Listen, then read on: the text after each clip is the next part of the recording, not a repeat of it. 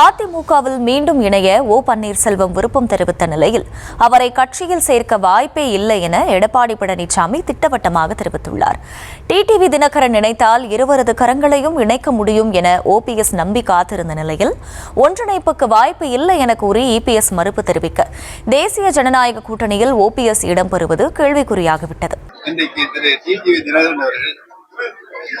என்னுடைய அருமை அண்ணன் திரு எடப்பாடி பழனிசாமி அவர்கள் ஜனநாயக கூட்டணியில் வெற்றி பெற வேண்டும், அனைத்து இந்திய அண்ணா ஆட்சி பொறுப்பில் இருக்க வேண்டும் என்று சொல்லியிருக்கிறார். அதைத்தான் நான் சொல்கிறேன். இன்றைக்கு எதிர்முதிருமாக இருந்த டிடிவி தினகரன் அவர்களும் எடப்பாடி பழனிசாமி ஒன்றிணைந்திருக்கிறார் ஜனநாயக கூட்டணியில். அவர்கள் நினைத்தால், யார் நினைத்தால், திரு டிடிவி தினகரன் அவர்கள் நினைத்தால் இன்றைக்கு எடப்பாடி பழனிசாமி கையில் யார் கையில் இருக்கு? அவர் கையில் இருக்கு. நாங்க இணைய வேண்டும் சொல்லியிருக்கோம். அதுல இருந்து மாறுபட மாட்டார். யார் இணைய வேண்டும் என்ற கோரிக்கையை மாறுபட மாட்டார். அவரும் அந்த கருத்தை அங்கே வலியுறுத்த வேண்டும்.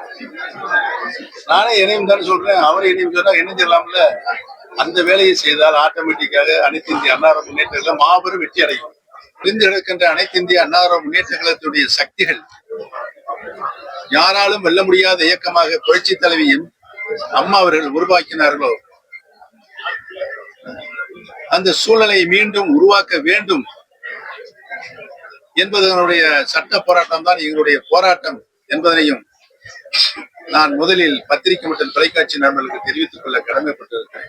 அது ஏற்கனவே அனைத்து இந்திய அண்ணா திராவிட முன்னேற்ற கழகத்தின் பொதுக்குழு கூட்டத்தில் ஏகமனதாக எடுக்கப்பட்ட முடிவு. திரு ஓபிஎஸ் அவர்கள் அடிப்படை உறுப்பினர் நீக்கப்பட்டு விட்டார். நடவடிக்கை எடுக்கப்பட்டிருக்கிறது.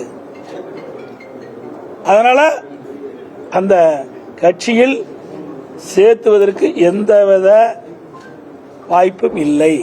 எந்த புது கட்சியும் தொடங்குற எண்ணம் எனக்கு இல்லை. அது அவரை தான் கேட்கணும். நீங்க அவரை போய் கேளுங்க சார். இது அடிப்படை நல்லா புரிஞ்சுக்க. இது பொதுக்குழு எடுக்கப்பட்ட முடிவு. அவர் பொதுச்சாலை எடுக்கப்பட்ட முடிவு இல்லை. 2500க்கும் மேற்பட்ட பொதுக்குழு உறுப்பினர்கள் ஒன்றாக கூடி சென்னையிலே அவர்கள் இந்த இயக்கத்திற்கு துரோகம் விளைத்த காரணத்தினால் அந்த சென்னையில் கூட்டப்பட்ட அந்த பொதுக்குழுவில் எடுக்கப்பட்ட நடவடிக்கை.